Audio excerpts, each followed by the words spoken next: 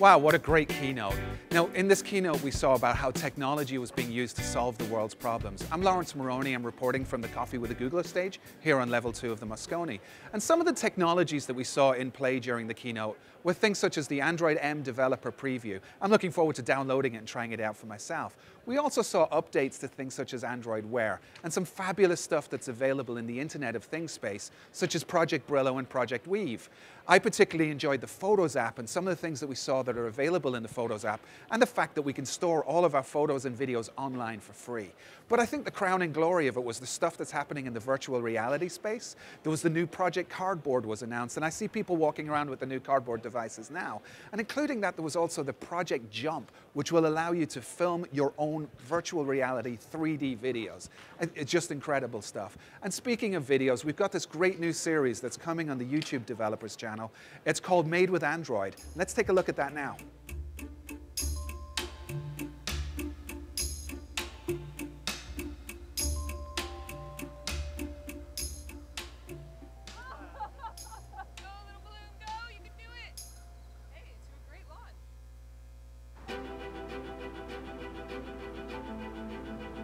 How far away are we from the 52 miles. Oh, wow. It's still going strong. It's still pinging regularly with locations, and that's fine. My good friend Vimal is great at coming up with crazy ideas, and I love helping him implement them. And he told me about his crazy awesome idea to send cameras up on weather balloons, and I was all in.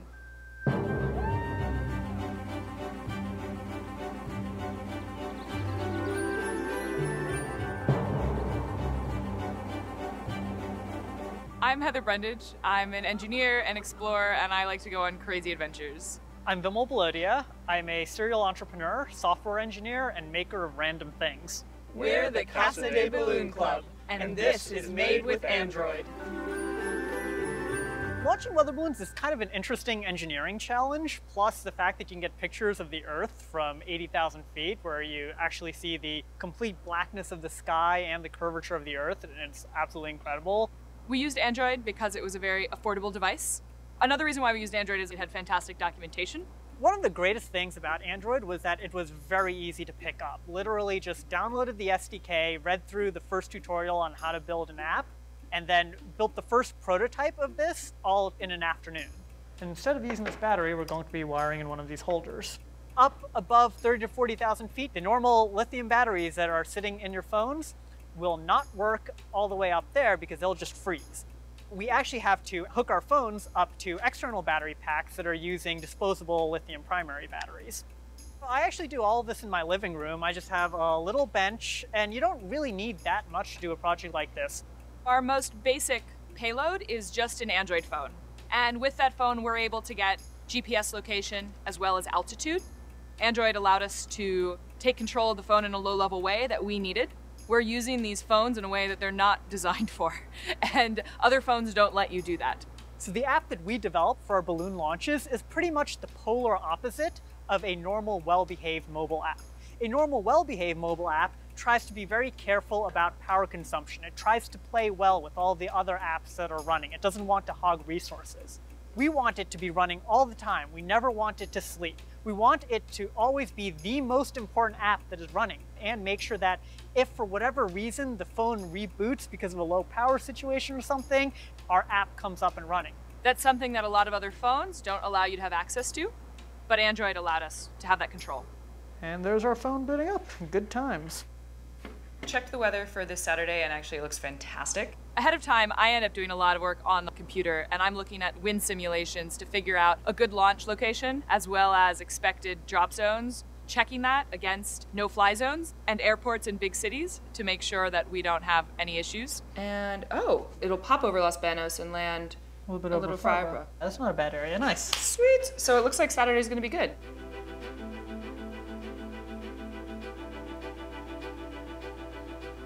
We do run extra predictions right at the time of launch, since wind predictions are only so good and they can change. I'm going to be preparing the payloads, putting in the batteries, turning on the phones, just doing a final check to make sure all the software's running. It looks like it's working. We've also added in an Android camera. So it's not a phone, it's specifically a camera, so it's much better than the camera in just a regular Android phone. There are a lot of different things to worry about in these payloads. We have a bunch of trade-offs with respect to weight, power consumption, the electronics and their sophistication. You guys ready? At the day of the launch, we have a minimum of 3 people. We have the helium person, the balloon person, and the lift person. And then ideally, we also have a 4th person with us who's reading off the directions. Slide balloon neck approximately 3 inches over the PVC balloon fill nozzle. This is by far the hardest part. All right, helium fill, Ready? go.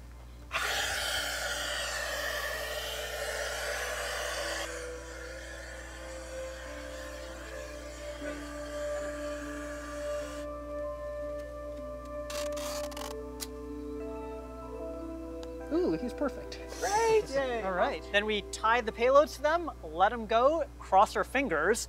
3, 2, 1. Go, little balloon, go! You can do it! Wow, that's really awesome to see. Oh man, look at that, it just... Woo! Yes!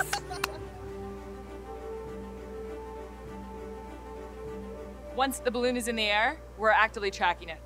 We have 2 devices in there. They're both sending us GPS location. So they're close, they're a little off from each other, but you can see she's drifting southeast ever so slightly, which is exactly what we expected. We do lose contact with the balloon at about 20,000 feet when it leaves cell reception. The cell phone is still getting GPS data up to about 60,000 feet when it then loses GPS data. When the balloon rises, it expands, and when it gets high enough, it bursts. And that's when the parachute deploys and it starts to descend back to Earth.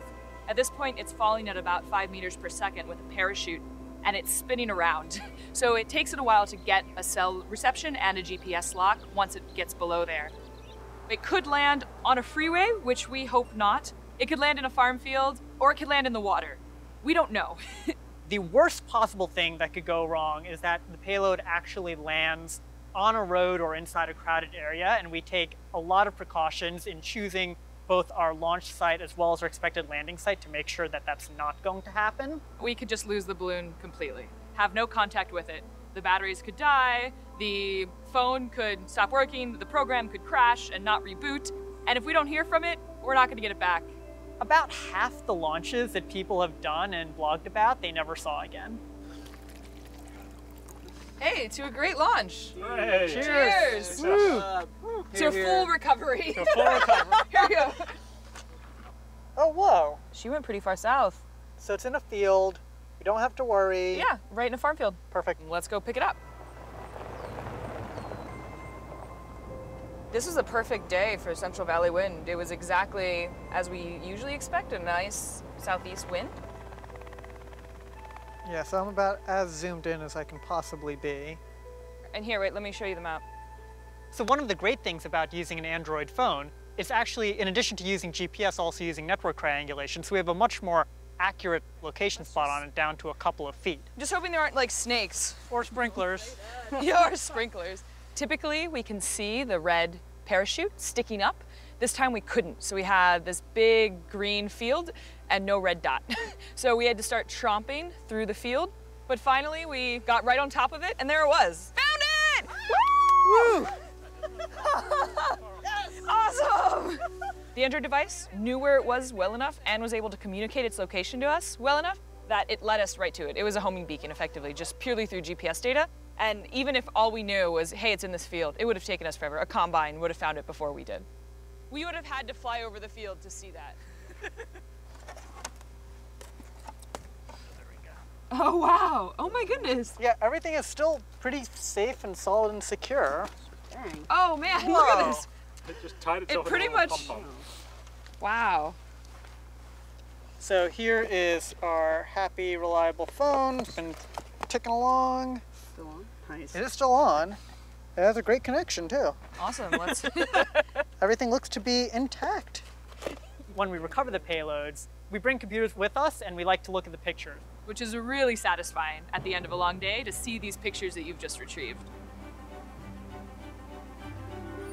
If other people are interested in doing ballooning, Our code is open source and available online. Everyone who does this has their own site and has their own blog and tells their own story about their launches and their payload and their experience. And we've read a ton of them and learned a lot from that. And we also want to share our story at casadeballoon.club. We're Casa de Balloon Club. And this was made with Android. The problem with regular lithium batteries is when it gets really, really, really cold, they stop working. So that's why we had to switch to lithium primary batteries. All right. No. Take it away from me. Oh my God. We're done. Well, that was a fun video, and I hope you enjoyed it. And I'm sitting here now with the director of the video, Brian Grady. So, Brian, welcome to Coffee with a Googler. Hey, thanks for having me, Laurence. you're really, very welcome. So, love the show. Thank you, yeah, thank you. Doing a So, great job with for those of you guys who are watching, Brian and I came up with the concept of Coffee with a Googler together. And he's actually the brains behind the show, and he's also the beauty behind the show as well. So it's like, you know, it's... Thank you so much. So, Yeah. I never thought I'd actually be the Googler that you were having coffee with, so this is a nice change of pace. It's my privilege, actually. So tell us about the Made with Android. That looked like a whole ball of fun. Man, we're so excited about this new series. It's a web series. It's a documentary style, as you know, anybody who saw it can see. And the reason we're excited about it is because, you know, we do Coffee with a Googler. It's always talking with Googlers about Google stuff, and you know, it's not, we don't try to be pushy, but we want to expose and make things easier for people to do. Sure. Made with Android is about finding people outside of Google doing things that nobody expected them to do with a phone. Right. And so we found out that there's a lot of people, there's a community out there, people that, because of the extensibility of the Android operating system, are able to make incredible applications that do crazy things like flying a weather balloon. Flying a weather balloon, or opening your apartment door when you're at the top of the stairs and your bags are full of groceries. I don't know how you do that. Yeah. Your hands are full of groceries. But anyway, there's things like that out there. Things that people will think of that we can't think of, right? So we're looking for stories like that. We've got a couple lined up. This is the first full piece that we've completed, and we're looking for new ideas. So if somebody's got any ideas that they know of fantastic things that are made with Android, we'd like to hear about them in our G+ comments on the YouTube channel. Okay. And speaking of the channel, we should talk about the Google Developers YouTube channel, which is where the bulk of my team's work ends up. Now, what's the criteria that you're looking for somebody to pitch something for these videos? Thanks. For Made with Android, we're looking for non-Google employees. Okay. Rules me out. Yes, we want non-commercial applications that are about fun or hobby, lifestyle kind of stuff. Right. Connecting new things that people hadn't connected. We want it to be an open source project. Right. And we want to be able to not only entertain people and inspire people with the video, but also provide them with the code, the applications, and maybe they'll go out and do something else. So somebody can pick this and run with it for themselves. Like I could actually go and get a weather balloon myself now and start doing what these folks do. You go to casadeballoon.club, which is this group's website. I love the .club. .club. It's cool. I like the Casa de Balloon, but anyway, they have a whole thing set up there, and you can go and you can download their app. You can see where they've flown. You can, they have flight logs. It's really interesting. Yeah, it's like sending up your own space. Really, your own space exploratory project. Right. You get these beautiful photographs of the Earth, Nice. which are in the video as well. Yeah, I always wanted to do those, like the slice of pizza in space kind of pictures, Yeah. So in our case, we'll do a coffee with a Googler mug in space. Yeah. And I guess the more exotic the locale, the better. Absolutely. We're looking for things to produce. Right now, I'm looking for things in the Mediterranean. Okay. If there's I'm any more a Tahiti developers. guy myself. Tahiti. Yeah. Well, I hear they're doing interesting things with maps down in Tahiti.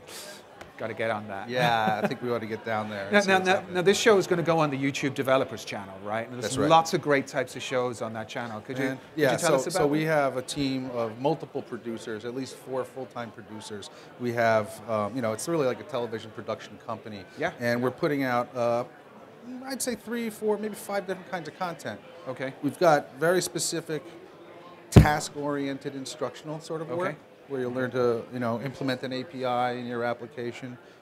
We've got this more inspirational stuff where you see what people have done, and we don't really dive into like, how did I do that? But there's always a link to how they did that. Sure. And then, we have a great lazy web shows for people to develop, or developers who don't have the time to sift through everything that comes out on the web every week. Yeah. We have a rundown of that. We're going to be doing a weekly Android roundup.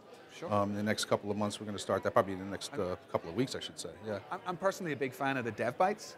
Because as a developer, it's like there's so much new information coming thick and fast every day. And it's like the nice thing about a dev bite is I can sit down for 3 or 4 minutes and watch the dev bite and then learn if I really care about that technology or not. Instead of investing a few hours like dissecting a sample or reading through documentation, I watch the dev bite for 3 minutes and I go, yes, I care about this, or no, I don't care about this. Yeah. So it's a great time saver. And that's the format that we try to set them up, that you know in the first 20 seconds whether this applies to you. We'll suggest other videos, like YouTube does, of similar things, so you don't have to sit through that one if you don't want to. But if it's something that you're looking for, it's very powerful. And we're also trying to make those more entertaining. We're adding little intros and outros. Famous ones are for Google Play services that your partner Magnus is in, and those are just insane. They're great. So go look those up on the channel. And subscribe to the channel, please. Yes, please subscribe to the channel right now. It's definitely going to be worth your click. And my favorite little ones is like when my head comes out of the coffee cup and looks around, and I look really creepy. You did that? I didn't do it. It was so creepy. Maybe you'll come out of this. But if you look at watch Coffee with the Google, you'll see people popping out of coffee cups when you least expect it. Sure. And now, in addition to like all this stuff, we also have these Udacity courses, right? Oh yeah. Well, Udacity is this great partnership that's been brewing, and it's really been working really well, and we've just sort of started stepping that up a bit. I think you might actually, you're asking me a question, you might know a little bit more about that program. I know a little bit about that, yeah. So Laurence has been... I was teeing it up for you. Yeah, Laurence has been doing, making a wonderful contribution to the Udacity courses. We have a course on Google Play services that's launching imminently. And so in that one, we're going to be covering some of the great technologies that we actually saw in the keynote. Some things such as maps and location and ads and analytics, and there's so many that we're putting in, I can't remember them all. But one of the nice things about how these Udacity courses work is that, if you're not familiar with them, is that a lot of the times video instruction tends to be a talking head, and it's a person presenting and then pointing at some code and then asking you to download something and maybe read a document, and then it's just them continually talking. It's very one way. But the way these courses have been set up is that they're much more interactive. And obviously you can't interact with an instructor, right, because they're on the computer screen. But it's lots of short segments. And then those segments usually end with a quiz or a challenge. And don't you do occasional live streams where you'll have the experts available? Yes. Yeah, yes. So there is a little. So there is that level of interaction. If you're doing the Nanodegree, for example, you can like interact with instructors. And there's also these code jams that they do where lots of people get together. I was actually in Dublin a few months ago for the launch of one of the study groups there, one of the code jams around the Android Fundamentals Udacity course. And it was really cool because that's when you get a bunch of developers together to start working through all the problems together. Because these courses aren't just handing you the information and expecting you to know it. They're actually challenging you to do stuff step by step. When a bunch of people like that get together in a room, I mean, just like as a filmmaker, to film that and capture some of what's happening is amazing. So I want to do more of that. Sure. But you mentioned the Nanodegree program with Udacity. Wow, what an opportunity for people that aren't necessarily coders to learn how to code in Android, make an application, and it's all available online. It's all available online, and you end up with a certification that you can use on your resume. Yeah, right? This is getting you a job, actually. You can actually get the Nanodegree and get a job. But we have also made some interstitial programming to show for Udacity. I mean, this might be a surprise for you, but I believe my friend in the control room has a video. It's the Udacity Nanodegree trailer. Shall we? Yeah, should we run it now? Yes. Sounds good to me. The reason why I'm an Android developer is because of the platform's massive reach. Building for Android means that you can build something here and it will reach people all the way across the world. In fact, the next billion people coming online will interact with the internet for the very first time using only a mobile device. There's so many people who are consumers of technology, but I think it's so much more powerful to be a creator of technology. Everyone has unique experiences and strengths, and they can draw on that and use that to identify problems in their community and then use technology to solve that. I really feel like there's a big opportunity to show people that they can create something really amazing. You can imagine something that you think should exist, and you can actually go and build it. I can't think of anything more powerful than that. You can start your journey to become an Android developer today with Udacity and Google's Nanodegree.